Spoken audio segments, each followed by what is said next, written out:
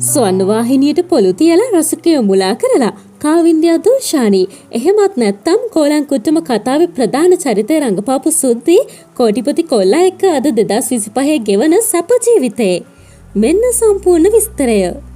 2024 වසරේ කෝලංකුට්ටම කතාව අතරමඟදී කාවින්ද්‍යාට බොහෝ ආකර්ෂණයක් ඇති වුණ වසරක්. ලංකාවේ ජනප්‍රියම නිලියක් දක්වා යොසවා තිබූ වසරක් විදිහට ඒ යුගය සඳහන් කරන්න පුළුවන්. සුද්දී යන නමින් පෙනිවුණු ඈට හිටි හැටිම විවාහ යෝජනාවක් ආවා. එතකොටත් ඇය ස්වර්ණවාහිනියේ කෝලංකුටම කතාවේ රඟපාමින් තමයි උන්නේ. මේ යෝජනාව රන් ආවේ බුද්ධික ජයවර්ධන. බුද්ධික ජයවර්ධන යෝජනාව ගෙනාපු ගමන් කාවින්ද්‍යා දුල්ෂානි කැමැත්ත දීලා තිබුණා.